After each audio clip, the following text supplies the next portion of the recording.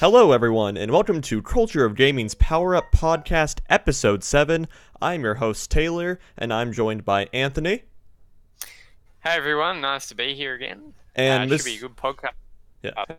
And Mr. Duronsky is out of the building today, so I am joined also by Jon and Aidan. What's up? Hello. Yeah, so we have an absolutely incredible show for you guys today. And, so let's just get right into it. What have you guys been playing this week, Anthony? I've been playing a bit of Akami this week. Got a day or Monday, I think it was. I've been running through that. I've also been playing a bit of Need for Speed Shift, and also Need for Speed. Got a deal through that, and also a little bit of Portal happening this week. Okay. What were the first two games you mentioned? Because Australian internet struck again and cut out exactly at those points. Akami, I've been playing. Okay. And Need for Speed Shift. All right. Awesome. Yeah. Jon, how about yourself? Been playing Kingdom Come Deliverance for a review I'm doing. Okay. It's a game. Hopefully it's it gets better. Yeah, hopefully it gets better. It's kind of boring. Oh, that's not good to hear. Okay. Aidan, how about yourself? I've been playing Super Mario Odyssey for quite a while. It's a very big game, a very fun game. And I recently started replaying Kingdom Hearts because, as we'll talk about later, new Kingdom Hearts 3 is getting closer and closer. Yes. Coming out this year, as of still. Mm-hmm. So it's exciting. Yeah, hopefully they won't get delayed. But, you never know. You never know with that game in particular. Yeah, so first off, on my end, apologies I forgot to silence my phone before the show started, and it just happened to go off right as soon as we started. But anyway, so I just silenced it, so that's taken care of. But this past week, I have been playing Okami quite a bit, the HD, on Steam, because thanks to Anthony listing off the deal last week, picked it up on sale, so thanks for that. Got it for like $13. That was awesome. And also played a little bit more of Monster Hunter World and went back to my playthrough of Breath of the Wild on the Switch. Nice. Yeah. So that has been my week. And okay, so first topic of the day is PUBG is getting a mobile game in China.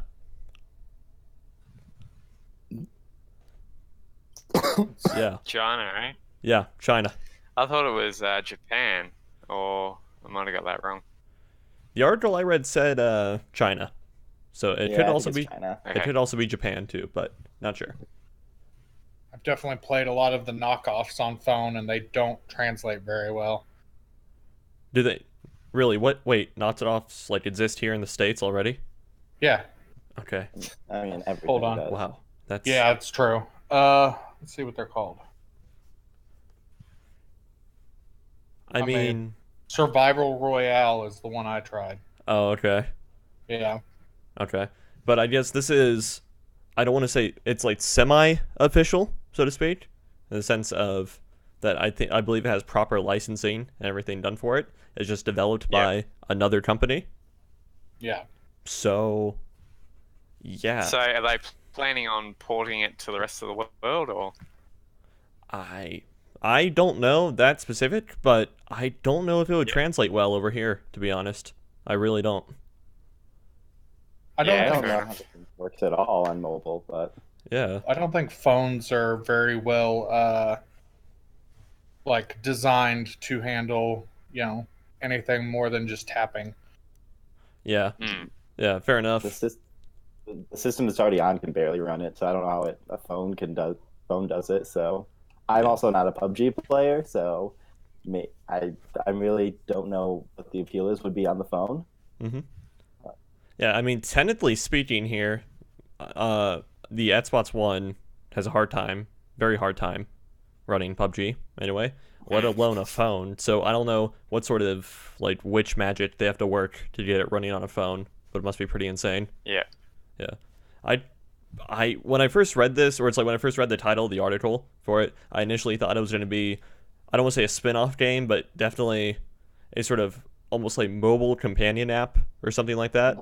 Yeah. Something of that nature, or like I know there's on phone mobile apps that are popular. There's like Mobile Strike or something that's popular here in the States. Yeah. And it's like kind of this war strategy game that takes place over the course of a couple days or something, where it's like each turn takes like day to day or something like that. And I kind of figured it would be something like that too. But I guess not. I guess it's just straight up a port, which is insane to think about. Yeah, I mean, this game I've got on my phone, I've played a couple of matches, and I mean, other than the fact that like having anything other than tapping motions doesn't work very well on a phone, like it seems to run pretty well. Yeah. It seems to you know, be able to have like 50 to 100 people. So, I mean, it's doable to get the game on there, just whether it's any fun to play is a big question. Right. I mean, that's such an important thing too, is that the game definitely has to be playable, and enough people have to have fun to have like to play it in order for well, for there to be a game. So yeah. Do we know how successful it is in China? Like, when did it come out? Because I read about it, but I don't know when. I'm not really sure when it came out. actually, I'm not even sure if it's out yet or not, like mass released. Oh. Yeah, the article I found it's about out it of- was rather vague about that. Oh, Yeah. Oh yeah, it's been released Okay. earlier this week apparently. Alive, Okay. yeah, it was released. Okay. Does it say anything in terms of like download numbers yet, or concurrent player numbers so far? Apparently it's gone viral, so Oh, okay. Yeah, it that's doesn't. Yeah, Doesn't surprise me. yeah, that's a good indicator then, I'd imagine. yeah, What was I going to say here? Yeah, so China has quite the mobile game market that a lot of companies are trying to get into. EVE Online, MMO I play. I talked about it a lot on the show because I played the game a lot. CCP, the developers of that, recently canceled quite a few of their outstanding projects or like concurrent projects in order to try and focus on getting into the Chinese mobile game market. yeah. And so I wonder if between these two companies, because they are not insignificant players in the industry or anything, so I wonder if between these two companies we're going to see maybe the likes of EA or Ubisoft develop Chinese mobile games. That'd be kind of Yeah. interesting. Apparently they're focusing a lot on customization in Okay. the mobile version. Yeah, So that's that's what I all heard. like clothing and all that type of stuff. Yeah, that seems like the way to catch on in Asia, definitely. Yeah. Yeah. yeah. So, any last thoughts about this? This is kind of a quick little topic just to lead off the show with.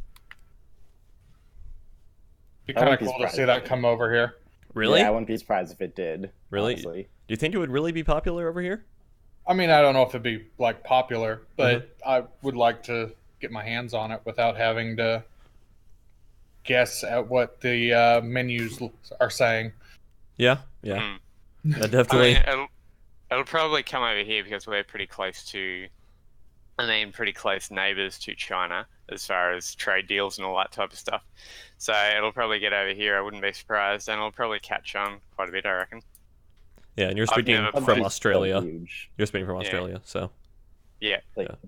it's such a huge name. Like, as like in like the year it's been out, I would not be surprised if they want to get as much of it as PUBG related things out as possible. yeah. Trying to ride the launch hype quite a bit. Mm. But like, I'm not too sure how popular mobile games really are here in the States are still, because I never really got into it. I mean, the last like big mobile game I heard of being huge was Clash of Clans or Candy Crush or something Yeah. like that. So, are those still popular and huge, or? It still makes about like a some like $1 billion a day. Like, it's still huge and massive. Like, mobile games are still very much a thing here, I would say. Okay. Yeah. And all you really have to do is look at Nintendo, like they're porting Mario Kart over there and over to mobile, and they're Yeah. apparently, I don't know if this is true or not, but a bit of a rumor. Apparently, they're thinking of porting a Mario Tennis as well. Okay, to I might actually mobile. play that one. Play that one. So, I mean, I'm not a massive mobile player, but like mobile game player, but the occasional tablet game or something like that you might do to kill some time, like Candy Crush or something like that. But it's not a massive thing here. Okay. Not a massive craze. All right. I mean, I definitely remember the Clash of Clan phase that when that was at its peak. Mm. I definitely remember that. Same with what was like the Facebook game, like Farmville or whatever. You guys remember that? Yeah, Farmville. Mafia Wars. Yeah, I remember that. Never played any of those. Okay. Yeah, I You never didn't miss played them. anything. I was just always around when people were talking about them. Mm-hmm. Mm. So, anyway, so let's talk about Ubisoft, certainly our favorite game developer here on the show, I'm sure. 100%. Yeah, 100%. All of our favorite game devs, guys. And Yes. Ubisoft wants to restructure their games, both current games and upcoming games, to a games as a service model. Which, if you're unfamiliar with what that means, that basically means you're going to buy a game and you're going to keep sinking like $30 a year into this game for a few years until they decide, oh, it's time for a new game. Basically EA access, but for individual games. Yeah. But Yeah. I mean, it's Destiny, like pretty much the Destiny model. Yeah. Yeah. Well, to Ubisoft's credit, you look at an example of like Rainbow Six Siege or something, it does kind of seem like they pull it off a little bit better than Destiny. Yeah. Because, I mean... Assassin's Creed doesn't... I mean, they're like open world games. Definitely don't seem like they would be a good fit for that. Yeah. I mean... They're looking at doing it with Dragon Age. I think that was one of their first titles that they were looking at doing it with. Isn't Dragon Age EA? Dragon Age is EA, yeah. Okay. It's BioWare. Okay. I mean, I think every company's looking at games as service. Yeah. I mean, it makes sense in the long run to have a game that, once the original sales start dropping, you can start, having other revenue sources. Yeah. Although Anthony did bring EA into this, which was kind of smart because, but 3 out of 4, I think we covered this a few weeks ago, but 3 out of 4 of EA's upcoming games, or maybe it was like 4 out of 5 or something. Bottom line, a large majority of EA's upcoming games are already like poised to be games as a service. Yeah. And so with Ubisoft, in the article about Ubisoft, it was basically they want to transform their current titles, like their modern day titles, into it, as well as both the future and upcoming titles. So you're saying that like Watch Dogs 2 is going to wind up being a service? That just doesn't, I don't know. That doesn't sound like it. I know the game is maybe like 2 years old by this point, if that, but I think it's too old for that reference. So I think the main games that are being targeted here, there's going to be Rainbow Six, which it already kind of is, to be honest. Yes. Okay. Yeah. The Division. The Division. Is that even still being played? It is. Yeah, it is. Yeah, it's still fairly popular. It goes on a roller coaster graph, as I like to call it, where it's like there'll be quite a. It's almost pulling a Rainbow Six in the terms of being brought back from the dead, but like, yeah, it'll definitely generate a lot of players playing for at least a week or two after a big patch. Yeah. And then it does retain a little bit more players each time, but then it drops off drastically again. So it's not quite making as big as a comeback as Rainbow Six did, but it is definitely. Yeah, they'll gain a couple more players from it. Yeah, just a couple more here and there. So yeah, The Division, Rainbow Six, Ghost Recon Wildlands. I guess that game isn't dead yet, so they're gonna try and make that work. Yeah. Upcoming game Far Cry 5, which fair enough, and Assassin's Creed Origins. Now, didn't they announce at E3 like some spaceship game? Am I just crazy or something? Because I remember something about like it was like a Toys to Life type thing with spaceships. Does anyone else remember that? Yeah. I can't say if that was Ubisoft or not. I think it was, because I think it was like with the same as Beyond Good and Evil, but I think that was supposed to be positioned as a games as service too. But I'm like, I just remembered it out of nowhere. I have no idea. I vaguely remember something like that last year. Starlink Battle for Atlas, maybe. Sounds alright. Okay. Sure. Okay. Seems legit. Yeah, I do not recall the. Action-adventure video game developed by Ubisoft, coming for Nintendo Switch and Ooh. PS4 and Xbox One. Hmm. Interesting. Okay. You want not the craziest thing I've heard today, honestly. And it looks like we just lost Aiden's video. Oh, he's back. Anyway, we lost your feed for a second, but it's fine. Aw. Yeah. So okay. So that's like 6 games now. It looks like Ubisoft is gonna And- put it into service. Skull and Bones as well is another one that's coming out. Oh, yeah. yeah, that was like Assassin's Creed 4 Naval Combat, the game. Yeah. I was see- disappointed because I wish it was a single player game, but because Yeah. I want a single player pirate game. Yeah, between But, you know, Sea of, it's multiplayer. yeah, between Sea of Thieves and Sea of that, Thieves. yeah, Yeah. not really single player pirate games. Nope. So You could just play Assassin's Creed, I guess. yeah, true. I mean, Yeah. 4 was not a bad game in my opinion. No. It's yeah. So anyway, do we think this is the modern economics model for a video game, or do you think we'll still see? I think it all comes down to how successful it is. Okay. Like anything. Yeah. I mean, it's a model that has had some successes, like Rainbow Six. Mhm. It's had some. I don't want to call Street Fighter V a failure, but It's okay. Andrew isn't here. I mean, it's a really fun game, and I think it's 2 years later at the stage it should have launched in. Okay. But it shouldn't take 2 years to get a game, to have an arcade mode. Basic Yeah. things that a fighting game, should have. It shouldn't take 2 years for that. No, it definitely shouldn't. I'm trying to figure out how they'd actually do it. Like, would you buy the game for full price and then just keep like paying, say, $10 a month or something after that, or would they So cut the game price in half and then do it? in the worst case, so it's kind of the way I would best describe a games as a service model is between like a $60 release and like Yeah. one-time payment and a subscription model like an MMO, like a $15 a month thing, whatever.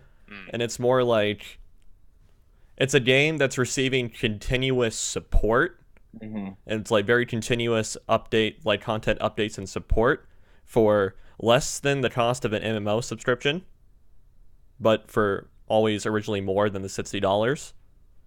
So Yeah. I really think one of the better examples is Rainbow Six, because so it was $60 for the base game, and then okay, year one kind of rough because you're shelling out like $30 for the season 1 pass too. Okay, so that's like $90 spent on game, and then year 2, it's still getting significant content updates. You're getting 8 operators per year, 4 new maps, and you're paying $30 that year to get access to that sort of thing, and that's kind of the best description for games as a service. Whereas with an MMO, it's like every 2 to 3 years you're paying $60 for a major expansion, but in the interim you're paying like $15 a month for continuous playing of the game. Yep. So It just sounds no fun to pay $15 a month to play a game. Exactly. I mean, WoW is still the biggest MMO, so I don't know. It is. Yeah, I don't know. I mean, it has a model that works. Yeah. I don't. True. I don't see wanna do it. Neither do I. I don't see the appeal for a single player game or something like that, having to pay and pay and pay. Yeah, it would be. I don't think any one of Ubisoft's games are purely single player that are trying this. Because does they're Origins very have multiplayer? focused games. Yeah, does Origins have multiplayer? Ooh, that's a good question. Well, okay, it might have Assassin's Creed multiplayer, which, okay, to be fair, isn't bad, but multiplayer certainly isn't the focus of that game. So, What about Far Cry 5 Yeah. either. yeah. Yeah, Far Cry 5 is definitely single player based also. Yeah. I mean, if you're going to do it, at least give us a game for the $60. I Yeah. mean, don't, give us half a game, half a story, and then be like, oh, over the next 3 years, you'll be able to add on to it, leading to a final, Yeah. big, that would be disheartening. Okay. Or they could do like a Xbox Game Pass kind of model where they've got them all online, like upcoming game and all of that, and then you might pay the $10 a month for, I suppose they give you the whole game, but then you're still paying for the whole lot. Mm-hmm. I suppose they could do it like that. But knowing Ubisoft, they probably won't. So we'll see. And I forgot to mention this at the beginning of the show, but of course, if anyone in the chat wants to weigh in with thoughts or something that you want us to discuss, put it in the chat, and I'll be sure to get to it as soon as I see it. Anyway, yeah, so it's going to be an interesting model. There is one game company that's very outspoken about this, and that is CD Projekt Red. Yes. Which, okay, they've probably had the fairest business model in recent history. You look to The Witcher 3, it launched for $60 upon release, received quite a bit of free content updates throughout the game's life, and then you could also buy the season pass, which I think was like $30 or $40, and you got 2 incredible 40-hour expansions over the course of like 2 or 3 years. Yeah. So, yeah. That's the way it used to be. That's the way we're all used to it being. I don't know why it needs to change, I guess. Yeah. And Cyberpunk 2077, their latest game in development that was in limbo since like 2013, but recently got like, hey, remember guys, this is still happening. Still alive. Yeah, it's like beep boop was the exact tweet from the Cyberpunk Twitter. And, CD Projekt is getting progressively more and more outspoken and emphasizing, hey, we will not have microtransactions in this game. We will not sell you things for this game 2 or 3 years down the line type thing. It'll be the game and probably season pass. Yeah, Bethesda's also a company that's very focused on single player games. Like, you buy the game and that's what you get. Which, as a single player gamer, I don't really dabble much into multiplayer. I appreciate, because I just never have been a big multiplayer guy, so I appreciate a game that's single player focused. Yes, 100%. Okay. Except they want to sell you mods and stuff, so they're not totally clean. No company is really, to be fair. Right. Yeah. Right. They're one of the better companies, but no company has clean hands in this situation. No. Yeah. Although Skyrim had its 3 DLCs, which I thought were very, very fair in terms of their pricing. Yeah. They never sold a season pass with Skyrim, because actually, to be honest, in 2011, season passes were kind of a very new thing that only Call of Duty and Battlefield were trying out, it looked like. And so, yeah. And so, they released Skyrim, and then a couple months down the line, tiny DLC, $15, Dawn Guard, which, okay, that's a really fair price, okay, for Dawn Guard. I thought 15 was really fair. And then really, really tiny DLC, Hearthfire rather, was $4. So, that's also fair. It's not like an additional 20 hours of gameplay or something like that, but, it's a little bit of content, it's about worth $4. That's fair. And then they dropped Dragonborn, which, okay, that's pretty significant DLC, a lot larger than Dragonborn, and so it made sense to charge $5 more than Dragonborn, or than Dawn Guard. So that's fair. That's fair. I did not follow the Fallout 4 DLC model, so as far as I know, it was pretty much the same. Yeah. Well, I know they sold a season pass with it. Yeah, and the season pass I think there were a couple of pretty decent sized DLCs in there. Okay. I know there was quite a few little tinier DLCs for it. Yeah. Excuse me. Okay. I never got into Fallout 4. I think I played an hour of it and then didn't pick it up after that. Okay. Yeah, I lost taste for Fallout 4. Yeah. I'm a very East person, so I very rarely play online with anyone, really. I would prefer to sit down and spend a couple of good hours going through the plot of a game rather than online. Although some online stuff's good, like Halo or whatever. Yeah. I try out the So- online if it's there. It never Mhm. really catches on, but I'll at least give it a try. You know, have a little bit of fun with it. That's Yeah. fair. Yeah. There are certain games where it's like I'll definitely pick up just to play multiplayer on, or there are Mhm. certain games where I'll pick up Yep. just to play single player on, even if it has a pretty cool multiplayer mode. Mm. So. All right. So, let's talk about Kingdom Hearts 3. You know, this game has been delayed for years, and it now it looks like we're finally getting there, closer and closer by the day. We got this really cool, I think it was like Tokyo Game Developer Conference or something like that, Mhm. trailer. The D23 Expo. Yeah, in the Japan. the D23 Expo out of Japan. Aiden's got it correct. We got a new trailer, and Sora's a furry. Interesting. Is that how you? Is that what you think? Yeah, that was my entire takeaway from the trailer. That was the only thing I got out of it. All right, good conversation, guys. Moving Yeah. on. Yeah, there's the only thing worth talking about. All right. I mean, I was more concerned about Goofy, but Well, I mean, he looks like he's gonna yuck someone up. So. All right. Terrible people. Yeah. Okay. In all seriousness, the trailer is pretty cool. We get to see Yep. what looked like a meeting between primary villain slash organization revival. What were they called back in Kingdom Hearts? Like Organization 13, right? yeah. Okay. Yeah, it's like Yep. we got Organization 13, like 2.0 by this point, or it could be the same. You know, the stories has been left kind of vague, Yeah. and Story's that's kind of. it's like, where did it even go? Did you play the 3DS one? 358 over 2?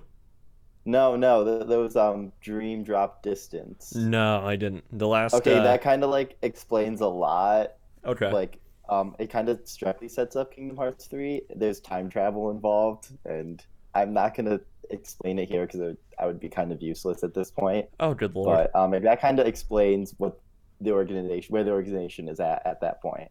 Yeah. All right. So, yeah, I did generate a little bit of bait comment with the furry. So, in the trailer, yeah, we do get to see some dialogue between Sora and primary bad guy number like 60 or something.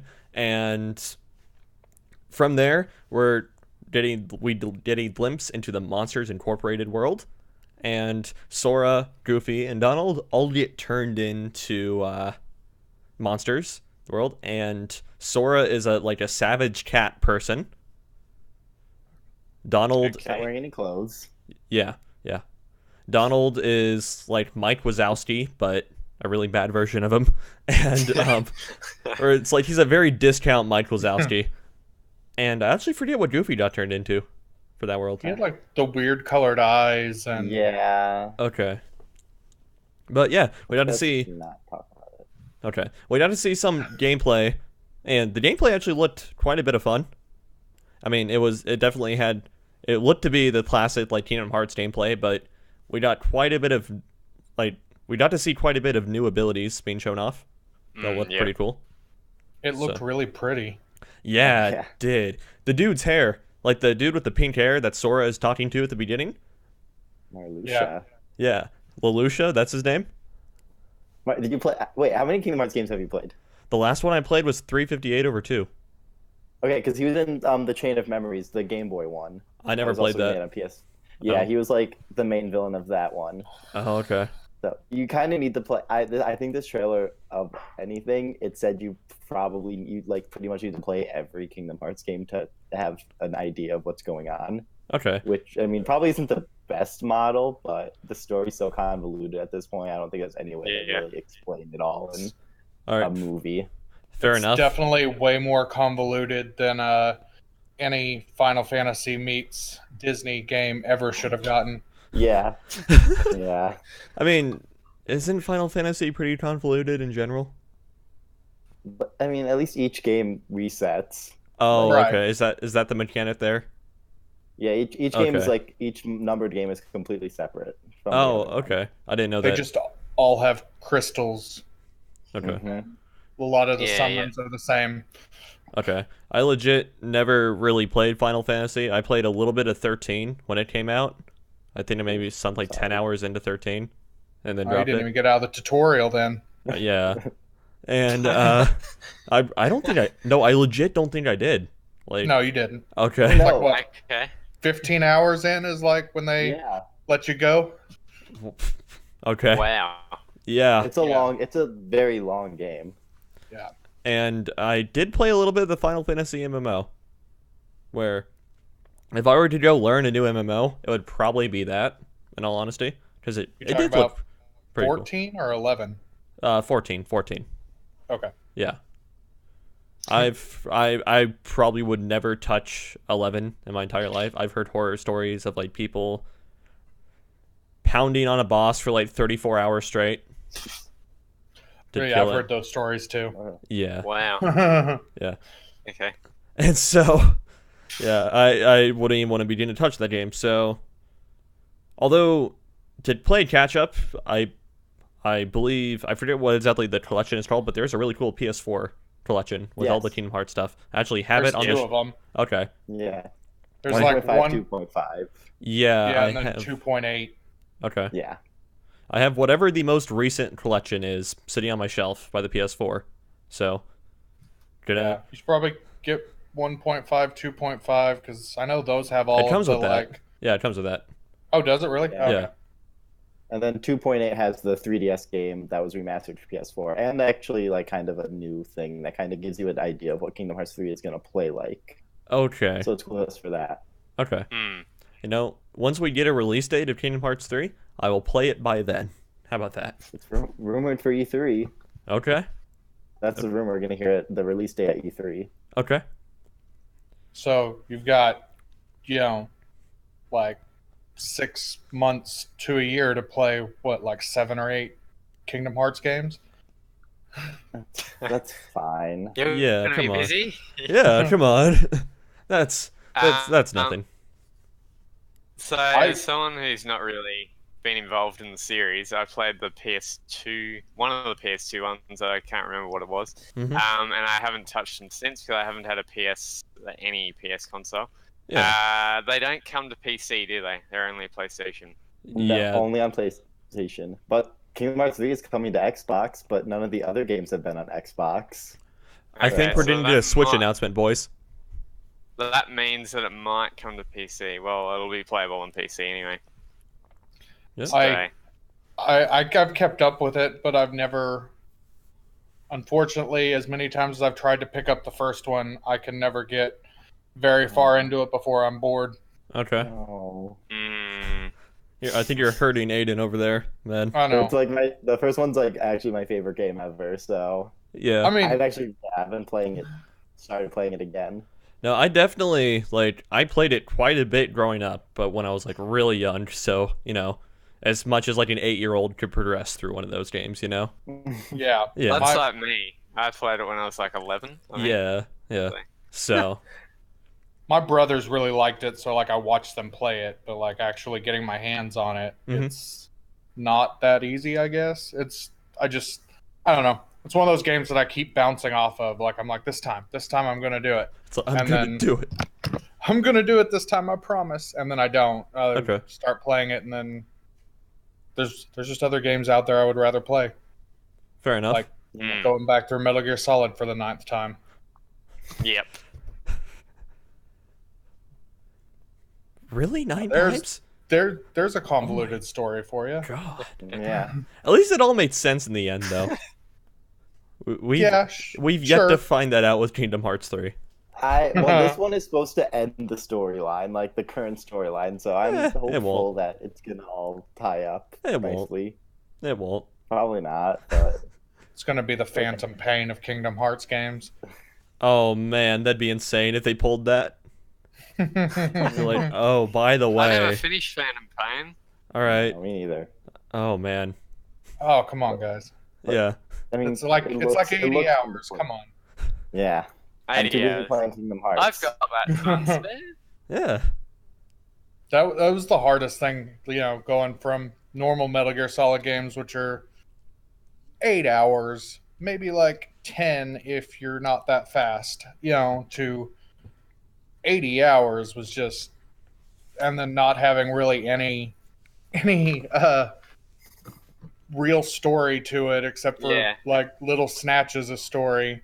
It's just Yeah. Did you listen so to the difficult. tapes? Yeah. Okay. I mean, I had to like grasp for something. Okay. There was a ton of info in the tapes. There was a ton of info in the tapes, but it's kind of like a little bit of info here, a little bit of info here, and then Yeah. it's like the entire Metal Gear Solid type story given to you at the very end in like 5 tapes. Yeah, yeah. Mm.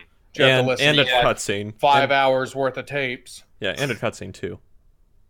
But- Yeah. And a cut. Yeah, there was nothing really driving you to finish or to even like I got into it and I'm like, what am I supposed to do? Go and do a mission and then what? Yeah. Luckily, the So gameplay was In full transparency here, Metal Gear Solid 5 was the first Metal Gear game I actually played. And so I did have a friend help me out quite a bit with what I needed to know beforehand. And then, so, cue me reading up on the basic plot synopsis of everything. And then, of course, being spoiler-free for Metal Gear Solid 5, so I still had the impactful ending. And, yeah, or it's like the impact of the ending. And so it definitely makes a lot more sense if you understand the context to where 5 takes place in. well, yeah. And then after playing 5, that cued me to go play 3 and Peace Walker and so on and so forth. Yeah. I mean, those are the good ones. Yeah. 4 was kind of painful to get through. Was it? You Yeah. really think so? 2 is my favorite, I think. I mean, 2 or 3. I actually really liked 4. I mean, to be honest, I really liked. you don't really play through 4. You kind of watch You it. don't. Yeah. Yeah, you watch it. There's Hour and a half it's cutscene. just I don't know. Like I really like the story and of the games. Like they're a lot of fun, but even by like halfway through the game, I'm like I really want to play this for more than 20 minutes before I Yeah. have to watch 10 minutes of cutscenes again. Yeah. Yeah, fair enough. I mean, I think that was the thing with the 4. Like, I had to redo it like 4 times because I got to the cutscene and then I didn't have enough time to finish watching the cutscene. oof. I had to redo the whole thing again. Oof. So, They at least give you save points in the cutscenes. That's pretty nice of them. yeah. Oh, man. Save points in cutscenes, wow. What's Yeah. the world coming to? I would, You know what? So Death Whatever. Stranding is going to be interesting. I can already tell you that. Oh, man, that's Yeah. going to be insane. Okay? That's all I have to say. 3 out, let's go. So Kingdom Hearts. Yeah, so anyway, looping back around to Kingdom Hearts 3, one of our guys in the chat, HK Psycher, has brought up the point. Do we think, because Star Wars is now a Disney property, we might get a Star Wars world or reference or something in Kingdom Hearts 3? I thought they were at least have talked about that. I Yeah. could be wrong, but I don't know. I swear that like at one point they were at least like talking about it. I think you brought it up like as a possibility since like talking about all the stuff Disney bought. There's got to be. I'm sure there'll be at least a reference to Star Wars, whether it's a whole level. Because I thought about it, I would love Star Wars in Kingdom Hearts, honestly, but like, I just don't know how you would do it because Star Wars isn't like the other Disney movies where it's just like a location. It's like this is a whole universe and galaxy. So I would like to. I would really be interested to see how they pull off a world in Star Wars. But I wouldn't be surprised if you at least get some sort of reference in the game, at the very least. Like a summon or something. Yeah. Or, Yeah. also, kind of leaving out the Star Wars thing, Disney also owns Marvel. Yeah, that's the other thing as well. I would be more excited for Marvel world than a Star Wars world. I'm gonna be, to be honest. Could we get Sora in an Iron Man suit? Yes. Okay. I don't know. Hopefully. Hopefully, yeah. Maybe. That'd be cool. I think Marvel would be a much like easier place because I mean it's just the setting is just Earth and mostly New York City. So Yeah. You would think that would be like fairly easy to put into a video game. Man, I want to see LA get blown to nothing one day. That'd be pretty sweet. I mean, in a movie, not Like- not in real life, obviously, but yeah, in a movie. Did you watch San Andreas with The Rock? No. Yeah. Yeah, sorry, If you I haven't, stopped don't- watching really bad disaster movies after 2012. Yeah. I mean, it's Ah, it's not a good movie, but But it's a at movie. least- yeah, a lot of California, gets Yeah. blown up, so Okay. it might be up your alley. Okay. Or wasn't it? has Toy Story ever been in Kingdom Hearts? No. No. We also Okay, got I that don't in the think trailer that too. Movie has. The trailer had a bunch of Toy Toy Story Story, in it, yeah. though. Yeah. Yeah, because when Kingdom Hearts 2 came out, I don't think Pixar was owned by Disney yet. And then, so this would be the first time that a Pixar world would be in Kingdom Hearts. Yeah. Okay. That sounds about right. Yeah. That's fair. That's fair. All right. So, Kingdom Hearts 3. I think we're all excited for it, especially Aiden. Yeah. I am so excited. All right. I'm going to be One- so disappointed when it inevitably gets delayed to 2019. Oh yeah. No. 2020. It's happening. 2020, buddy. It's okay. Just No. a Yeah. quick little thing. They're putting in Big Hero 6 in it as well, Yeah. Yes. Okay. Mountain Okay. Olympus. That's cool. apparently. That's honestly. Yeah, Monsters Tangled is Inc. gonna be in it. Hasn't Hercules has been a pretty like mainstay area Yeah. for Kingdom Hearts. Yeah, I think that was in Yeah. both the first two games, 1 and 2. And then, like, pretty much everyone. Okay. Mhm. I think they're focusing on new games. Like, we've seen footage from Tangled, and Big Hero 6 Yeah. we haven't seen footage of, but we know it's going to be in it. Like, I Yeah. think Frozen's an inevitability at this point to be in it. No. Yeah. It's going to be in it. It hasn't been confirmed yet. So they've Yeah. got If there they got. Yeah, sorry, go on, Taylor. no, if there is a Frozen world in Kingdom Hearts 3, Elsa's hair needs to be clipping through her shoulder constantly. Yeah, Well, Like that have you one seen scene in the movie? Rapunzel's hair move in the game. Have you seen Rapunzel's hair move in the game? In the game, it's really cool. Yeah, speaking of hair, the pink hair dude's hair in the first scene. Wow. That's like someone needs to turn down the sharpness filter on that because that is cranked. But Yeah. it looks good other than that. But yeah. So just turn down the sharpness filter on it. But yeah, hair technology. What a time to be alive. Technology. Yeah, what a time to be alive. You guys remember the Yeah. minor controversy that Hairworks did with The Witcher 3 and NVIDIA stuff? You guys Yeah. know. Okay. Vaguely. Okay. I don't. It was basically, all right, so in back around 2015, NVIDIA, the GPU manufacturer, was releasing semi-proprietary like systems and games called GameWorks, and it was stuff that basically used a bunch of tessellation to make stuff look really neat, but they overdid the tessellation quite a bit, and so AMD cards, which were technically at the time and still true to this day, not capable of handling that much tessellation very well, just got absolutely tanked when trying to run a GameWorks graphics draw system. Yeah. And so, yeah, The Witcher 3 was the first like flagship game to demonstrate a lot of these different GameWorks. So it had Hairworks, which is cool, like really dynamic hair movement. I think hair growth was also discussed as part of it too.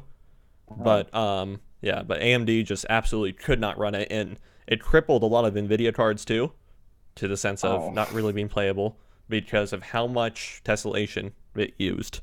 'Cause it was Yeah, just they like overheated and melted. Yeah. Well, let's hope that doesn't happen with Kingdom Hearts 3. Nope. But I'm just saying that's what the hair reminded me of. Is like, oh no, this is gonna be Hairworks all over again. It's on PC. Hair's a really like hard thing to render Yeah. Oh, and yeah. make it look accurate. Yeah. The what was it? Oh, yeah, the Tomb Raider game which released Tomb Raider had kind of a similar hair system implemented into it in 2015. So, like a year or it would have been about a year since that game came out. It had got updated to a hair system that was developed by AMD but worked just fine on both cards. both like types of cards, so it was interesting. There was kind of a war of the graphics draws there. Yeah.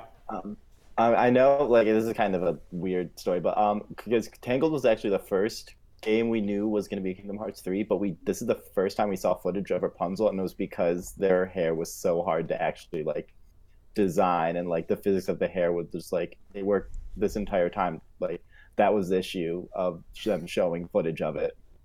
That's That sounds about right. That's fair.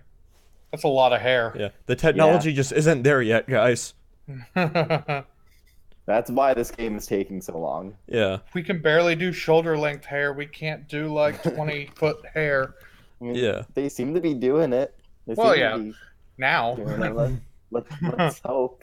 I mean, that's just like a solid 20 in-game feet of tessellation. That's a lot. That's a lot. Yeah. So, all right. I think it's about time we move on, as I think we're trying to beat that to hell. So, all right. More to come.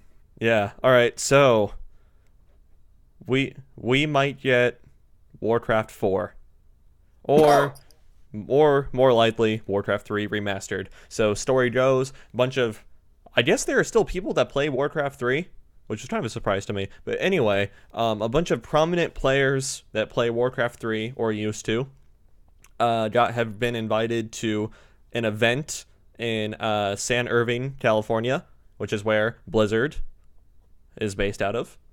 And so, as they did a similar thing with StarCraft Remastered, people are thinking that it's going to be either a Warcraft 4 announcement or a Warcraft 3 remastered. For those of you who don't know, Warcraft was a series of RTS games released in the early 90s into the early 2000s, and that's what spurned into the development of World of Warcraft, the very popular MMO.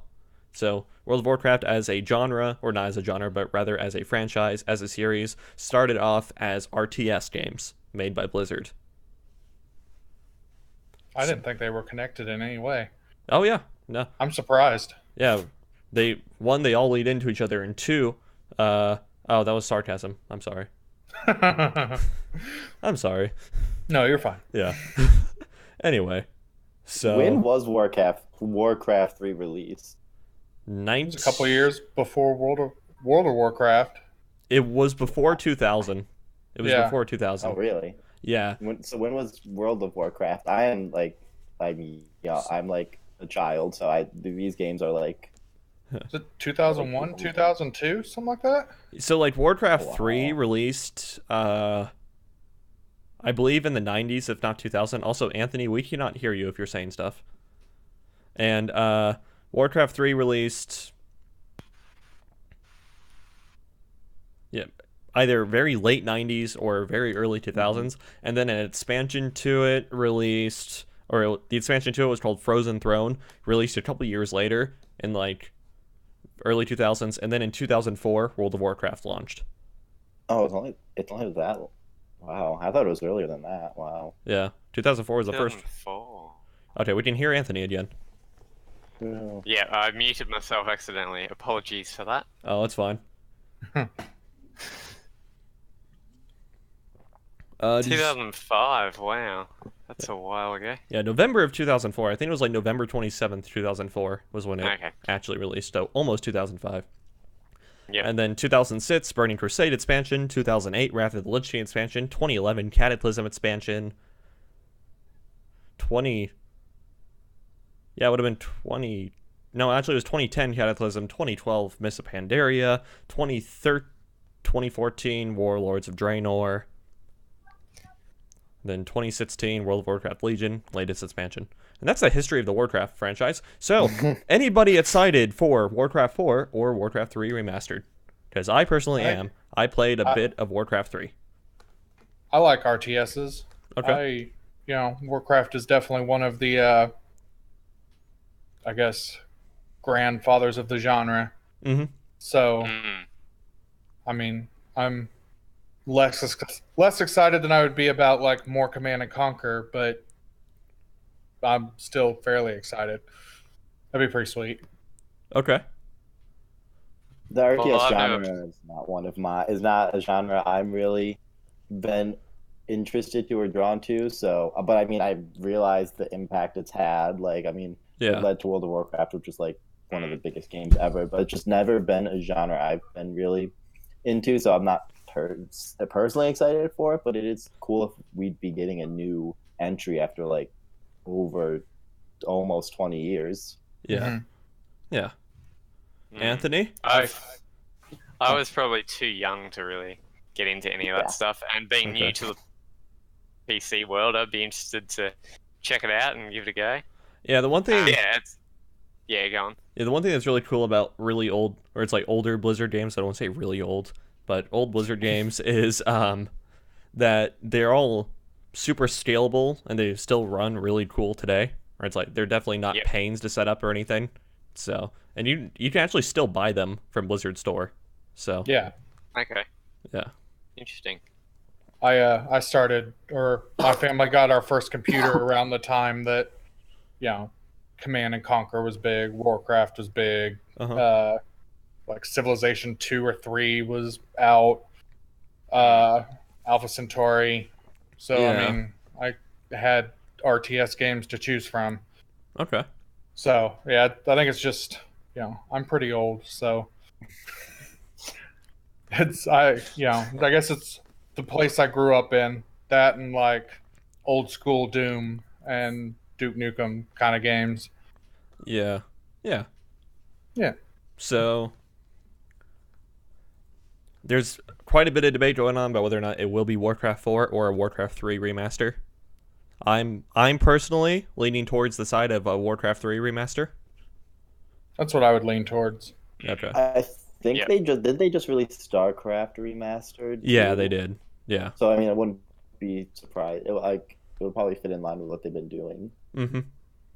Blizzard's also pretty notorious for, what the Overwatch is the like newest game they've released, and so and they hadn't released an actual game in what 4, 5, 6, 7, 8 years. Yeah. So it's a Yeah. little early for Blizzard to be looking at a new game. Or like new IP type things, so to speak, because Overwatch Yeah. was the Or, first. yeah, or an entry into. 'Cause, I mean, what the last one was it Diablo 3 or was it StarCraft 2 that came out? Well, I mean, it Well, was Diablo 3 that Yeah, came I out in think that 2012. was fairly recent. That sounds right. Yeah, Yeah. I know that they kind of came out real close to each other. Yeah, StarCraft 2 came out in 2010. Okay, yeah, Yeah. that sounds right. Yeah, World of Warcraft Yep. as a genre gets updated frequently because Yeah. every 2 to 3 years we get an expansion for it. So, Yeah, Okay.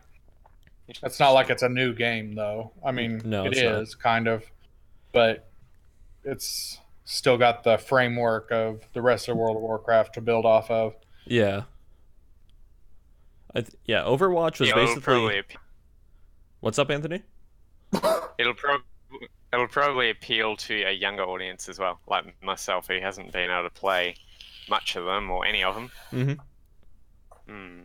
So Yeah. that'll be good. Yeah. Yeah, the last, Overwatch was Blizzard's first new IP since StarCraft came Diablo, out. right? No, Oh, actually, it would have been Heroes Diablo. of the Storm. Heroes of the Storm is like a smattering of everything, though. Yeah, true. That's everything. Like a brand new IP, like new characters, never before seen characters was. I guess Mm. Hearthstone, if you want to get really technical, but even Yeah. that's not really like a full fledged, Mhm. giant game. Right. It's like a spin-off.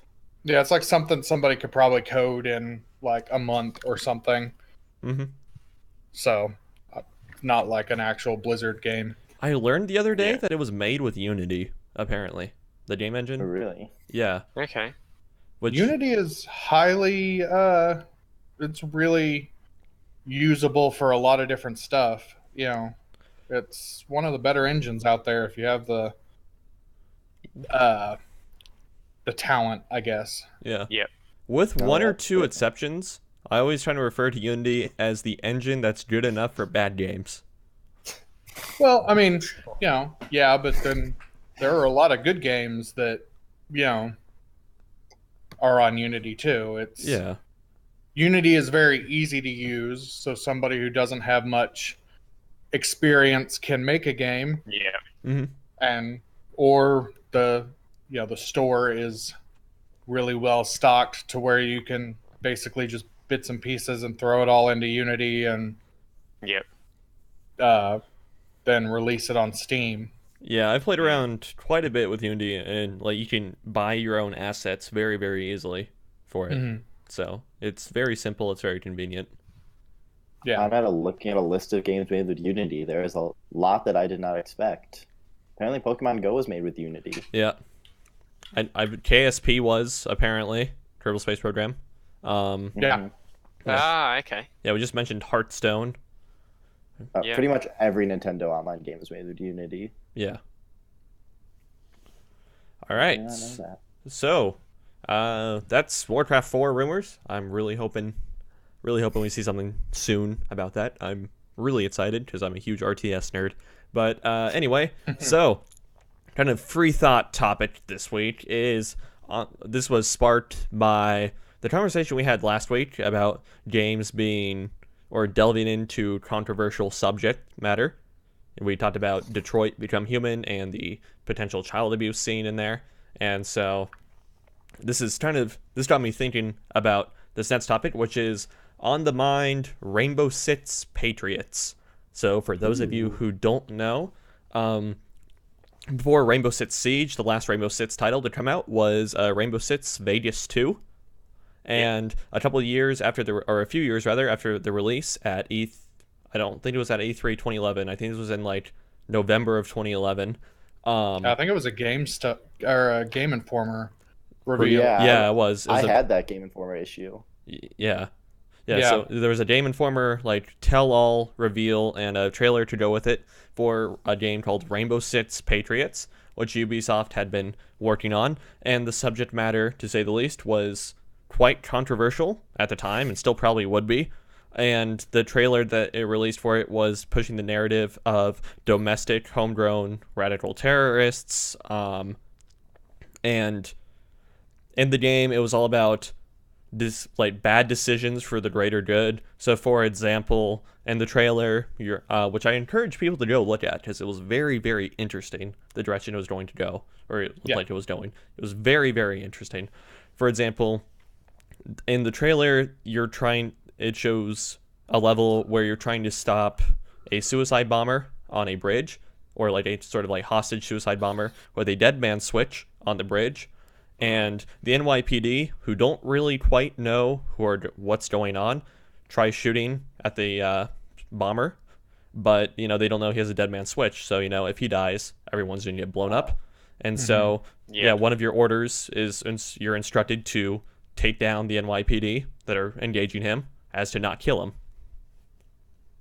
And then a minor gunfight later, you reach the guy, he gets a call, the bomb's gonna go off in like 30 seconds, and the bridge is still packed full of civilians, and so you're probably going to and so it's like everyone's probably gonna die if the bomb goes off, so you push him over the bridge and he blows up, and only he dies. And apparently you were supposed to be able to make all those decisions in real time.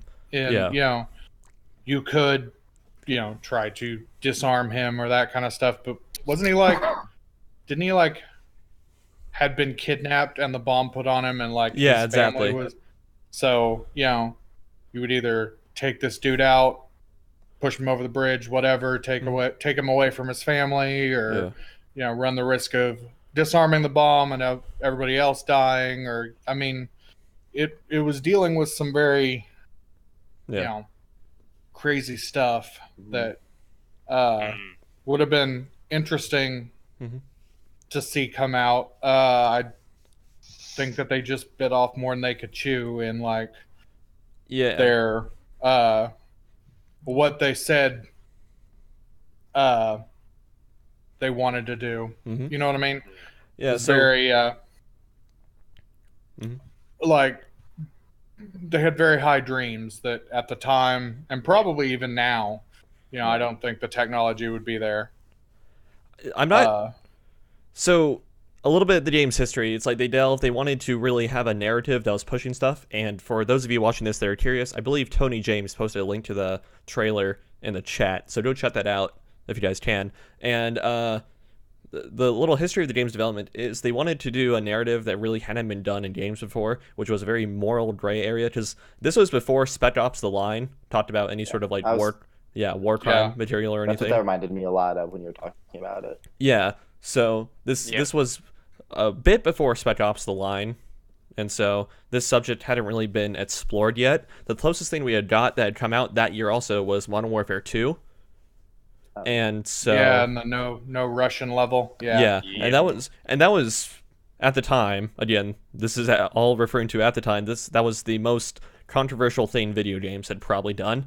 And then ever since the no Russian level, games really hadn't strayed any further than that, or like dared to go any further than that, except for the boundaries for sets in video games got pushed quite a bit more over the years. But there's still really hasn't been a game that's come out that's really dealt with more controversial subjects like that since Modern Warfare 2. And we talked about last week how it looks like the upcoming game Detroit Become Human is going to deal with that. But it always would have been interesting to see if Patriots had ended up coming out, how that would have pushed the industry forward in that regard. I would say that, Spec Ops: The Line pushed things forward less in like a, hey, look at all this messed up stuff that you're doing, and more like, hey, you the player, you're not an innocent bystander here, Right. You're not like the good guy, right? Necessarily. They give you choices, throughout the course of that game that, don't seem like choices that are, there's a CIA agent in the very first couple levels or whatever, and he's pointing a gun at you, you're pointing a gun at him, he's saying he just wants to leave, and 9 out of every 10 gamers who played games, would shoot the guy because you figure he's gonna, but you can just let him leave. He backs off, he goes down some ropes, and you never see him again. Yeah.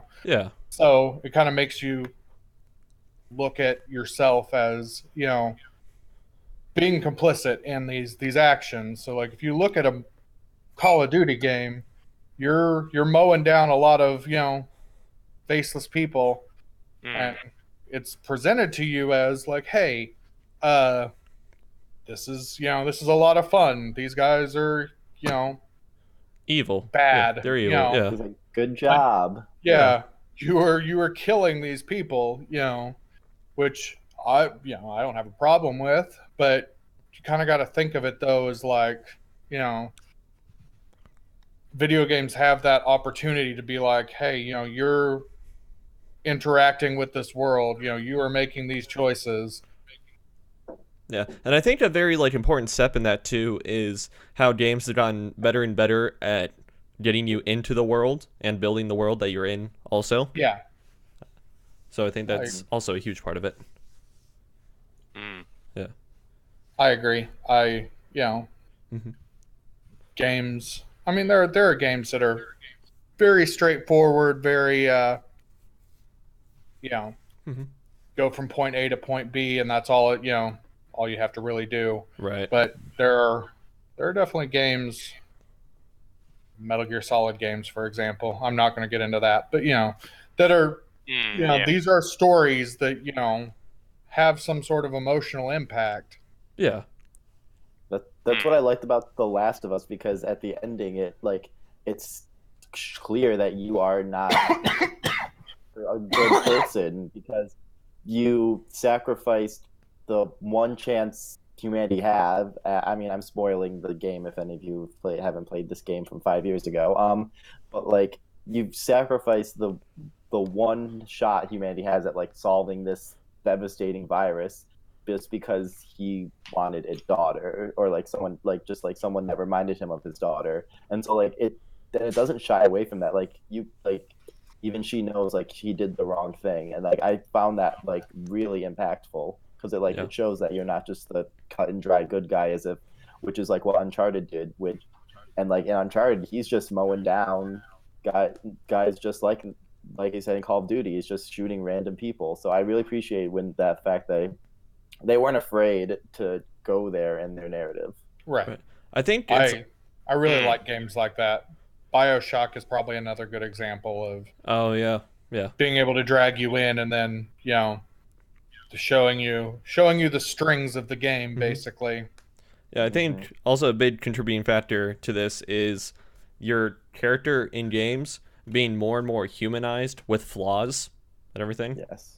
Yeah. So it's like, it's Joel and The Last of Us was a perfect example of that, It's like he made a really selfish decision at the end of that game. And I mean, that's what humans do. It's like, they made selfish decisions sometimes, and yeah, so it's a decision we can all see ourselves making in that situation. Yeah. Every other game would have painted that as like the right decision or the good decision because it's the decision that benefits you as the player. Right. They would have portrayed the, organization or whatever as, somehow having ulterior motives or, anything like that, where, instead it's, very much in your face, you messed with humanity, they're Right. It's like, gonna wow, eventually die off. you just screwed an entire species over. Way to go. Yeah. But I can't blame him. I mean, after what he went through, I probably would do, or at least think about doing the same thing. Yeah. And I think, games should make, if you're going to play a game, I think it should make you think about the choices that you got to make. And like with the whole thing about Detroit Become Human, they are seriously going to ban it over here now. They've they've made up a board where they're going to look into it, like a government board. They're going to look into it, and probably none of them are gamers. None of them really know what the game's about, so they're just looking into it from a, I suppose, governmental perspective.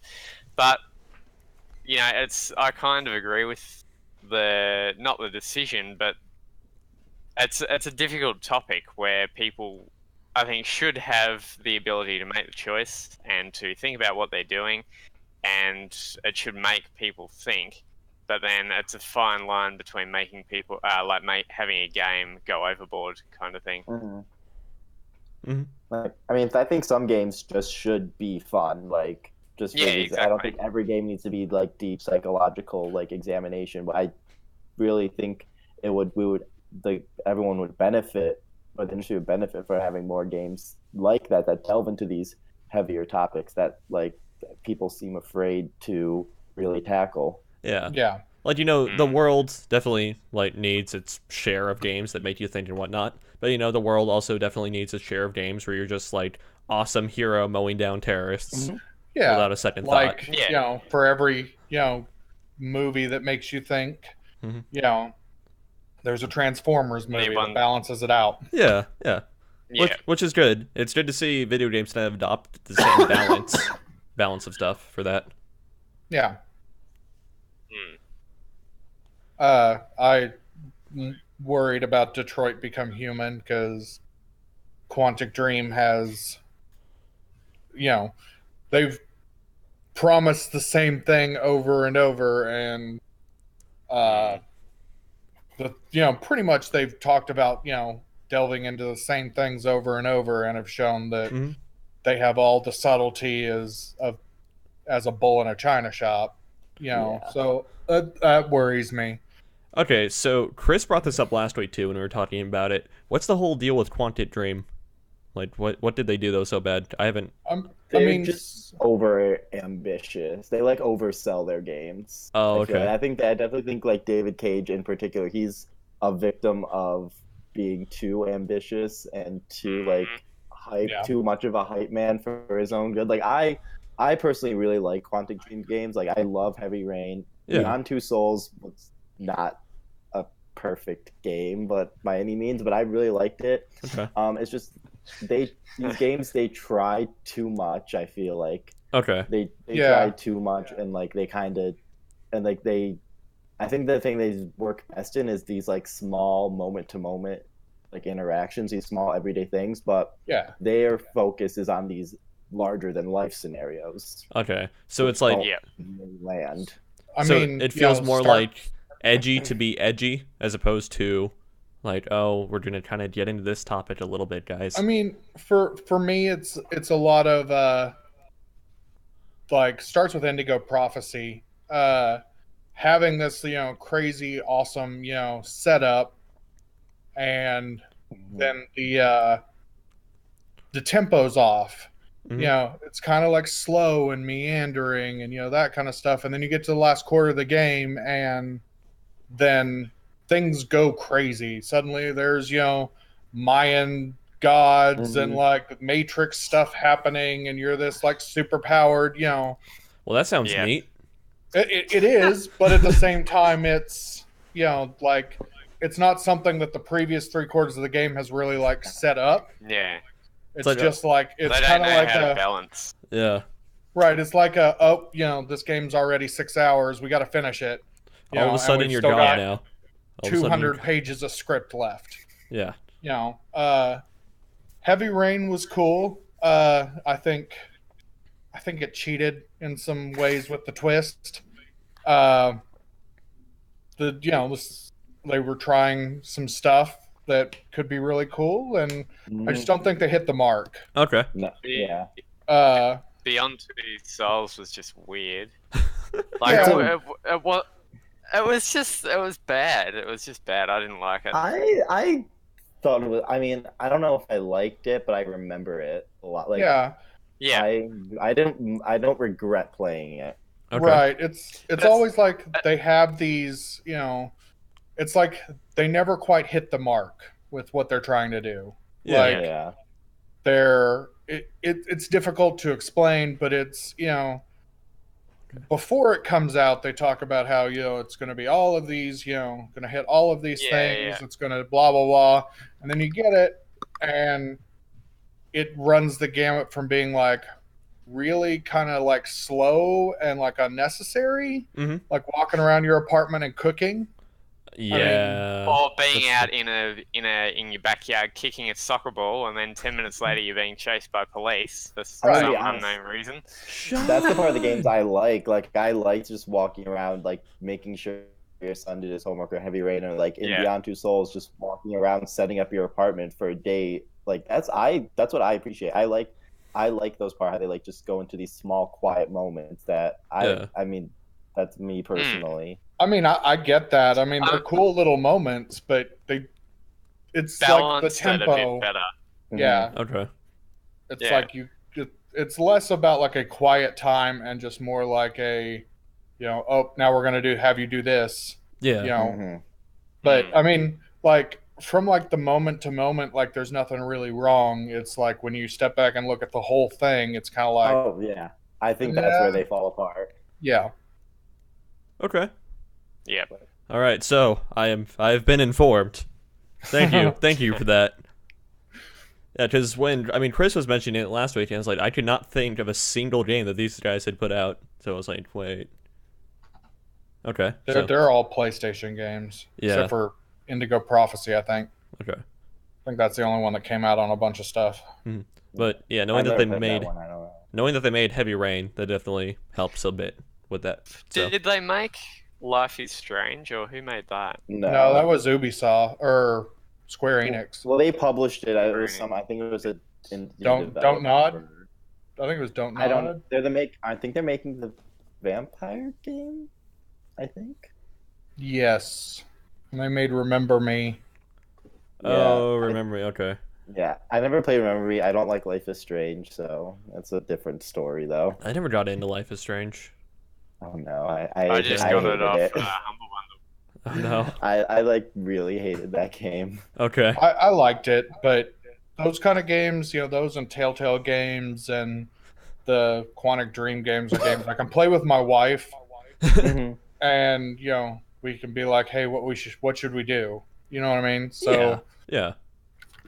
I like those kind of games. Fair enough. Yeah, me too. I'm part of the problem.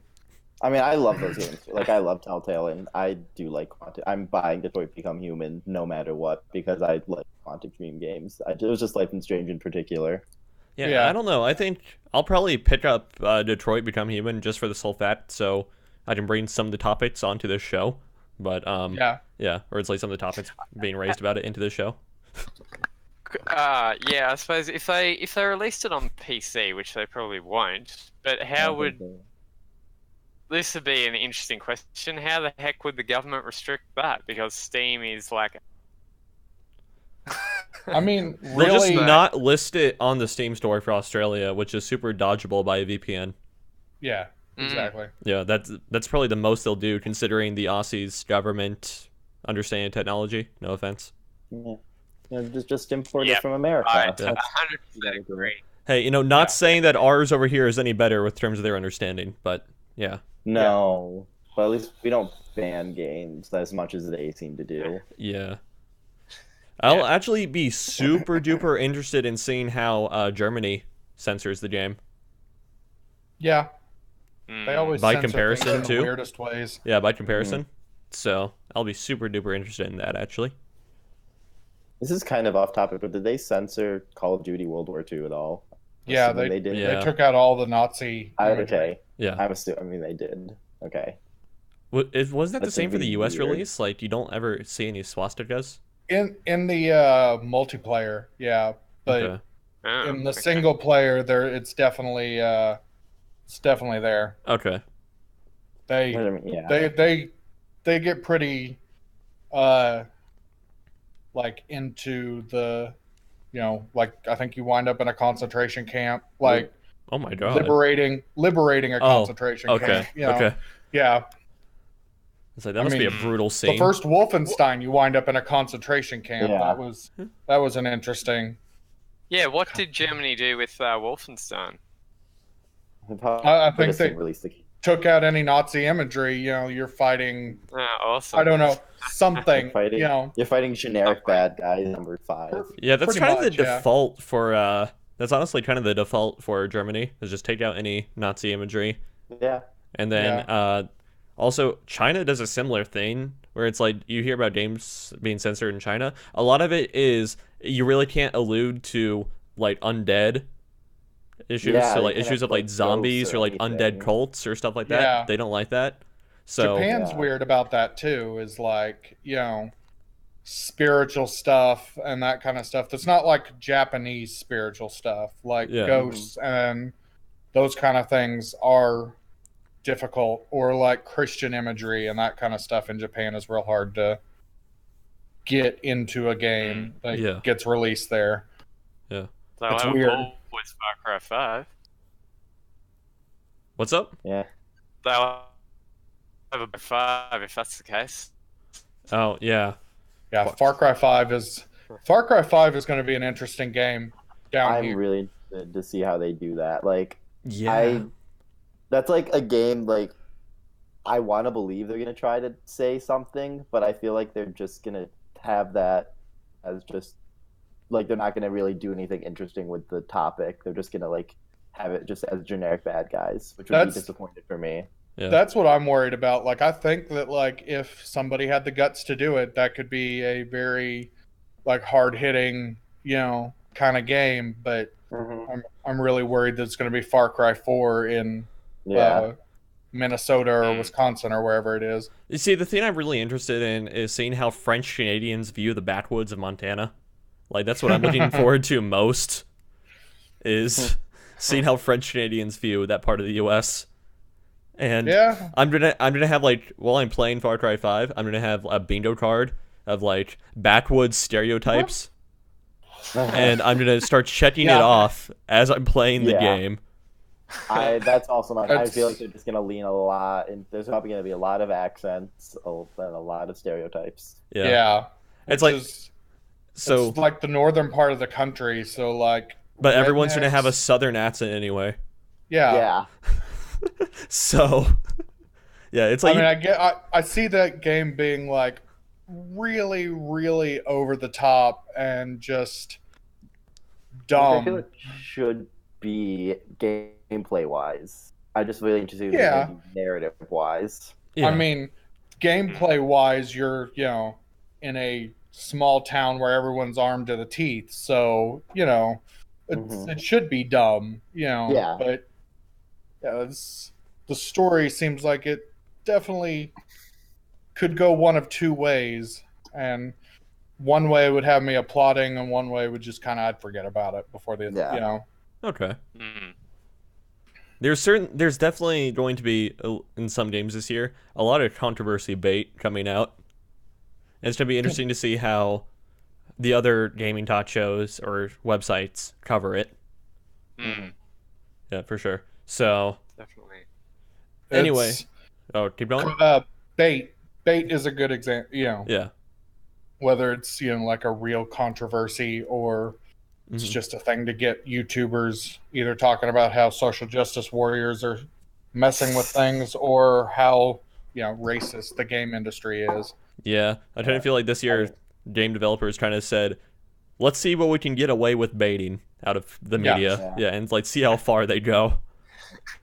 And then I love the Wolfenstein media campaign because it's what the game's about, but people got mad at it. right. Yeah. They're like, no more Nazis. Like, but that's what the game's about. It's like, so hey guys, it's okay. Nazis existed, by the way. Hate to break it to And you. still exist. Yeah. It's not their fault. It's not their fault. It became political all of a sudden. Right. Yeah. Then the game came out and it was political-ish, and that kind of was weird. I don't think it was bad by any stretch of the imagination, but That's the other thing as well that I- I've just thought of. Australia as well, a mod for GTA 5 where you can play as a cop. You can play as New South Wales Police, which is a state here. Okay. They're banning that as well. Oh no. I remember hearing That's about all, that. you shouldn't be able to shoot Australian police, apparently. So, Okay. I mean, Good times. random facts. so wait, did they just like you shoot police in the game anyway? So like, did they just ban the game? No, they just got rid of any Australian police uniforms and stuff. Oh, like okay. that. So Australia's totally cool with like U.S. cops getting gunned down. Yeah, Okay. 100%. Just yeah. That's fine. I mean, Okay. Exactly. Yeah. Yeah, that's okay. everybody in the world's okay with American police getting gunned down. Mm. Okay. All right. So last topic of the day, guys. Bayonetta 1 and 2 released on the Switch, and Bayonetta 2, as of course as sites tend to do, is re-reviewed for the Switch. And well, it looks like the Switch has another perfect 10 title under its belt. Which, I mean, the Wii U had a perfect 10 title under its belt for Bayonetta 2. Yeah. So, Yeah. not really surprising. I guess And what now it's a lot more people get to play it. yeah, I guess what it's trying to say here is like it's good that nothing was lost with the Switch port. Yeah. I'm looking to get a Switch in the very, very near future, Okay. like within a couple of weeks, and that might I'm debating between that and Mario as the first game I get, All right. because I never made it through Bayonetta 1. Just other things came up. I don't know what it was, but Yeah. I really liked it. So I'd be down to play through those two games before the third one came out. Mm-hmm. Which the third is in fact in development for the Switch. So Does it have a release date or no? not yet. I don't think so. Okay. I was looking at the Bayonetta 2 website earlier this morning, and I did not see a release date for 3. I did see the in development trailer though. So Yeah, it's probably Gotcha. probably next year or at the earliest. But Yeah. I would assume, it would be next year. Yeah. And also, John, you should honestly add a third option for your first game on the Switch and get Breath of the Wild. yeah, Like, come on, man. I'll get around to that. Like, come on, man. I like the look of the new Mario game. I'm Mhm. more of a Mario fan than a Zelda game, but Zelda Mario's- fan. But Mario's fantastic. You should get it. It's one of my favorite Mario games ever. Okay. awesome. Maybe my favorite. I've watched gameplay for both, and I really want to play Zelda, but So do I. I'd much rather play Mario. I mean, you should play Zelda at some point, but Yeah. Okay, like it was, Okay, so if you guys are interested in really playing Breath of the Wild without having a Switch, the Dolphin emulator, the Wii U version, is super super like good and stable and runs really Heard well. that. Okay, but you should you should technically buy the game before playing the emulator. Even if you don't have the Switch, you should buy the game before playing the emulator, and that's the legal area that makes it okay. So Yeah. yeah, just Then basically you can just say, "Oh, I took it from the cartridge, or I guess the Wii U version would be the disc, Mhm. and put it on my Yeah. computer." right. Well, Of course, well, no, the Nintendo whole seems to think that any emulation is stealing from them. So, the legal because Eh? I technically did not just condone piracy on the show. The Yeah. legal grounds for emulators is like it's okay to have the ROMs downloaded as long as you've bought the game at some point. yes, Which is why I say what I've go heard. buy a copy of Breath of the Wild, even if you don't have a Switch, and then download the emulator for your PC. yeah, You should support the game anyway. It's a great game. Yeah, and I'm serious. That's actually how it works. I'm serious. That's the no, yeah, Legal that's grounds definitely for the it. legal Yeah. legal gray area. uh-huh. But if people actually do that or not is a question. Right. My Right. whole thing was like I haven't emulated games in like forever, but like I only did games I had no actual way of playing. Uh-huh. Yeah, So I was like, because I'm just too like much of a paranoid freak to actually Okay. pirate games. right. Okay. Like emulation's a real good, like a real good way to make sure that those things continue to, Yeah. especially as like cartridges start going out. Yeah. And Mm. It's almost like things like preservation of history yeah, for it. Yeah. That's Yeah. that's the decent way I to mean, look at it. that is how I played Earthbound for the first time before they even released it like on the Wii U because there was literally no way of playing it. I mean, I definitely bought a copy of Mother 2 at one point, and on my Retron 5 put a English patch to it, so that's how Okay. I played it. All right. I used to Buying the Famicom version of those like super expensive games are like $10. okay. So yeah, I used to play my DS quite a bit when I was younger and whatnot, and so Mhm. or same with the Wii too. Like I grew up Nintendo DS and Wii because that's the golden age Yep. back when I was growing up, and like Yep.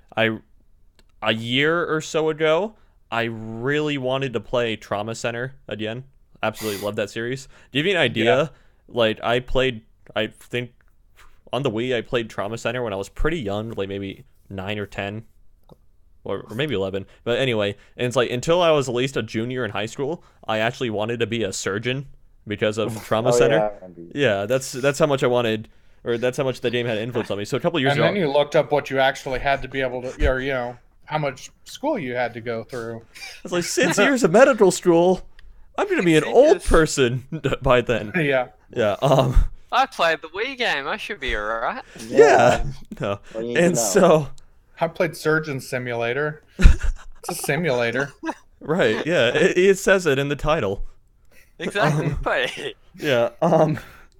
Anyway, a couple years ago, I played around with an emulator for the Trauma Center games because I literally in my shelf there's the Wii adaptations of the game. Okay, it's just I didn't want to hook up a Wii because I don't have the RCA cables to hook up a Yeah. Wii anymore Yeah. on the TV. All right, so emulator is the best way to do it, and I had lost Under the Knife 2 as a DS game, even though I had it. Swear to God, had it. Okay, and so DS emulator solved that, allowed me to play through it again. Games disappear. It's weird. Especially Yeah. little DS cartridges. Let me tell you. Yeah. Yeah. I've had that happen multiple times. Yeah. Anyway, so deals of the week. Deals of the week. Okay, so this week we have we're covering the USA and Australia this week because we don't have. I'm Australian, obviously, so I want to know what's out there. Mhm. So, for the USA on the Xbox One S side of things, we've got a 1 TB Xbox One S plus Assassin's Creed Origins and Rainbow Six Siege for $299 on Amazon. Okay, that's pretty good actually. I'm not gonna lie. Yeah. Yeah, that's pretty good. That is pretty good. Okay. We also have another deal for the Xbox One S, which also has Battlefield 1. It's another 1 TB version. $242 on Amazon. That's also pretty Which good. is another Nice. pretty That's decent very deal. Is it Battlefield 1 Premium or just Battlefield 1? Just I would assume Battlefield it's 1. just Battlefield 1, yeah. Okay. Yeah. Okay. Not bad. Not bad. And another Xbox One S deal, which also comes with Minecraft and Minecraft Story Mode. And also Forza 3 and the Hot Wheels expansion, which is... No, actually, I've got that wrong. So this version comes with Minecraft and Minecraft Story Mode for $238 on Amazon, and the Forza 3 version and the Hot Wheels expansion is the same price on Amazon as well. Okay. So two different bundles for the same price. If I had to pretty recommend sweet. one of those, I would recommend the Rainbow Six Origins one. Yeah, Yes. Yeah. definitely. That is definitely the better one out of all those four. Anyway, but all right, keep I going. haven't played Siege yet, which I want to do. Might have to pick that up sometime. Yeah. PS4, we've got PS4 Pro 1 TB for $399 on Amazon. That's just the console only. That's A normal price, yeah. Yeah, that's Yeah. fine. Thereabouts, yeah. It's not bad. Yeah, not a bad, Yeah. not a bad price. And PS4 Slim 1 TB plus Star Wars Battlefront 2 for $299, which is a Okay. bit cheaper on Newegg. All right. And for the Switch, John, you want to get a Switch? So here you go. Perfect timing. Yeah. So we've got a neon Nintendo Switch for $299 on Amazon. That's the red and Just blue one, console only. by the way. That's the red and blue one. Yeah. The better one. Yeah. Better one. Also, another Nintendo Switch with a Pro Controller and Super Mario Odyssey for $399 on eBay. That's Oh, not That's not bad bad you at saved all. 30 bucks on that bundle. That's really You good. saved 30 bucks on that Yeah. bundle. Okay. And another one from GameStop, Nintendo Switch with Zelda Breath of the Wild for $359.99, which is a bit cheaper than the eBay version. Okay. Doesn't come with the That- controller, though. Yeah. No, Nothing no is saving control. any No, money I'll with definitely that. get the controller bundle if you were to get any one of Yep. those. Yeah. Yeah, I'm Yeah. definitely So- interested in that one. Saves you going out and getting an external one anyway. Yeah. Now, this is an absolutely crazy deal for Australia. Microsoft Xbox One S 500GB bundle with NBA 2K18, Steep, The Crew, and another game for $299, which is absolutely mental for Australia. Yeah. I'm sorry, is that that's- $299 Australian dollars? Or Yeah, Oh, yeah, that's $299 okay, Australian dollars. that's pretty Yeah. insane. Okay. And that is off, which is quite strange. I've never seen a deal off here, but that's off the actual Microsoft store. Wow. Wow. So that might be a run-out model that they're trying to get rid of somehow or other. Yeah. Yeah, maybe, but doesn't really matter. No? Yeah, That's exactly. what's one. As long as it works. Yeah. It's not pre-owned, so that's all good. Yeah. And comparatively for EB Games, which is an Xbox One S 500 gig with just one game, that's $399, so $100 more for 2 games less. So Yeah. Oof. get the Microsoft version. Yeah. Definitely. And for Xbox One X, which is a 1 TB console, that is $649 off JB Hi-Fi, which is the average price that you get in Australia for an Xbox One X. My apologies. Hey, what? My apologies. My apologies. Yeah, my apologies. Rip the bank. Yeah. I wouldn't look up what that like goes in American dollars. That might really make you sad. Yeah. That's like 500, I think, in America. Yeah, it's something like that. Yeah. Oh. Yeah. And for Australia as well, for PS4, 1 TB console with Shadow of the Colossus, Uncharted: The Lost Legacy, and Destiny 2 for $499 from JB Hi-Fi. Okay, that's not bad. That's not That's really not bad bad. now. That's a pretty decent deal. And this is a tiny bit cheaper. This one is a PS4 Slim 500GB console, which is just the console itself. Glacier White, which I think is like a rare version, is 370 from PB Tech, which is an online store place area thing. And also for Nintendo Switch, we've got a Switch with Just Dance 2018 for $469, down from $549 off eBay. Nice. Okay. And for PC, the PC Steam Lunar sale is still on until tomorrow for us, and I think, which is February the 19th for us. Yeah. And I think they're in 2 days' time it ends for you guys, because it's the 17th there for you. Yeah. Yep. Arena Net, which is a online store, is selling Guild Wars 2 Path of Fire Standard Deluxe Edition for 25% off with a coupon, which is GW2 Friendships. Yeah, so Guild Wars 2 MMO doesn't require a monthly subscription. Go check it out. It's halfway decent. It actually is. That's pretty good. Yeah. Anyway, keep going. That's 25% off for that one, so that's pretty good. Yeah. And GoGo Bundle is selling a 10-game pack, which is, I think, mostly indies. It includes Deep Sorrow, Space Roads, Weeble 2, Planetera 2 original soundtrack, Star Boss, Snake Eyes Dungeon, Space Pilgrim Episode 1, Caveman World, Mech Ace Combat, which is 10 games plus a soundtrack for $1.49. Ooh, wow. Okay. Yeah. All right. Pretty cheap. Yeah, it's great. And Amazon is having a 25% off sale on select PC games, Okay. which are digital copies for that one. And Green Man Gaming is having a bit of a weird title, this one. Year of the Doggo, which is Chinese New Year, I believe. They're having an 18% off sale Okay. over there. So, go ahead. Yeah, go on. Sorry. Go ahead. You finish. Okay, and two more, which is another Green Man Gaming deal, is having a sale on AAA and indie titles, so you can go on there and individual titles are marked down. I think they've got The Witcher 3, which is 60% off at the moment.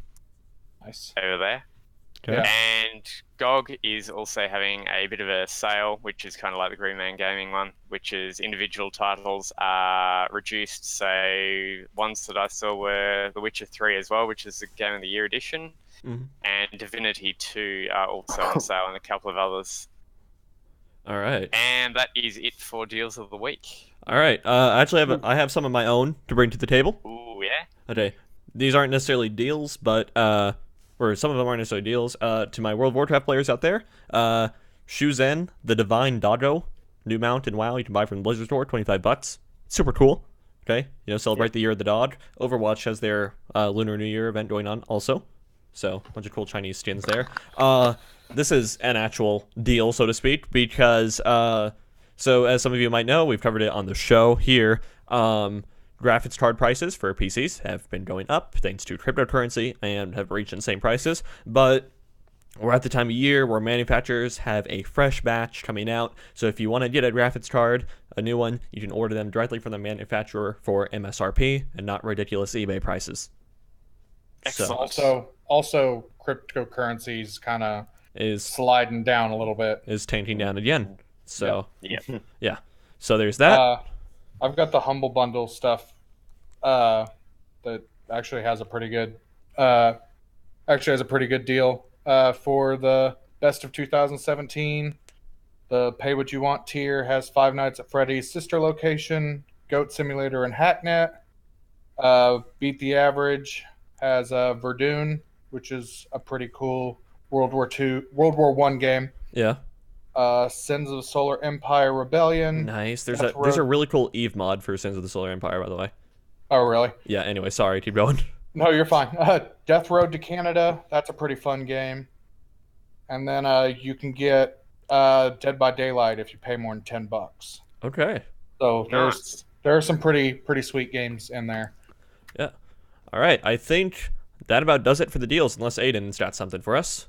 I was gonna talk about the Steam sale, but it was already discussed, and so I would just say check it out. It is Yeah. going on for 2 more days here. There are some pretty good deals. It's not like the normal Steam sale, like the winter or summer sale, but it's still pretty good. It's still a lot of good deals going on there. Yeah, the Steam sale will end 10 a.m. Pacific Standard Time Monday in the U.S.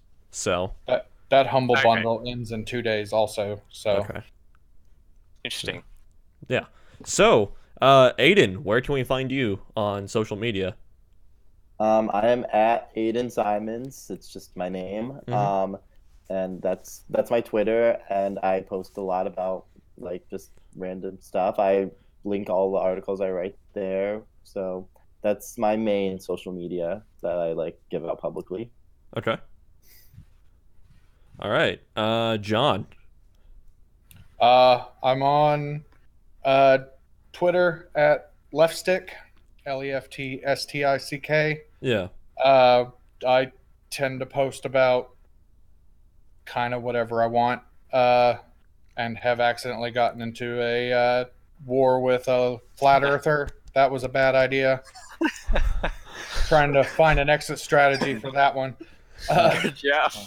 No, you I just ended jump up off in the edge of the flat earth. That's all for you do. One time, it was scary. Yeah, it's real scary. Yeah, you jump off the edge of the earth. That's how you escape that. Yeah, I have to go try that. Yeah. Anyway. I have a Facebook, Jonathan Thornburg. If you want to find me, Left Stick Gaming also, from my like YouTube days on Facebook. That's pretty much it. I've got an Instagram, but I don't use it. Okay. Mr. Kangaroo, how about you? Well, I'm not really on anywhere at the moment, but I do have a Facebook, which is just at Anthony Dennis, just my whole name. I don't have a Twitter. I do have a Twitter, but I very rarely use it, so there's no point in following me there. But at the moment, I'm just working on the social medias for the sites and getting all that stuff happening. So yeah, that's where all my social media time goes.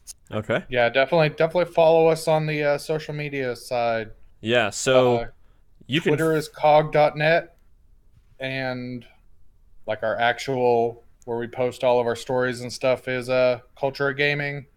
And then from there, you can also get on the forums, the Facebook group we've got. Yeah, so, of course, go to our website, cultureofgaming.com, youtube.com/cultureofgaming, twitch.tv/cultureofgaming. You're here right now if you're listening to this. Twitter.com, as already mentioned, cog.net. It's literally DOTNET for that. And join our community Discord. You can find the link to that on our main site, and you can debate any one of us or discuss any of the topics this week with any one of us or the other COG staff. Let's see, what am I missing here? Facebook.com was already mentioned, and you can find me personally at Inferus Taylor on Twitter, and I mostly just talk about Eve stuff on there. So nice. Yeah. Come by the Discord. I really like debating people, obviously. Yeah. Hopefully, we don't get any flat earthers on there. I mean, I'll debate it. I know enough about science. I'd call the flat earthers to come on to the COG Discord and debate John. It's kind of a tangent, but one time you remember the HD photos we took of Mars or whatever, just recently. Yeah. So it was trending on Facebook, so I clicked on it because I want to see the pictures, and the first post it showed me was a flat Earth Society pictures, like these obviously doctored CGI images, and I was like, oh boy. Do you guys remember a few years ago the diss track between the rapper B.O.B. or something and Neil Tyson? He's a hardcore flat earther. Yeah. Okay. Anyway, Shaq somehow. I don't know why. Wait, who? Shaq? No, he's not. I refuse to believe it. No. That's citation needed right there. I'm sorry, but that's citation needed. He's debated a few people, saying he's driven all over the country, and it's all been flat. Okay, I need to stop this before people. Okay. Please tune in next week, same time, same place, some same people, some different people. We'll see you all next week. Have a great week, guys.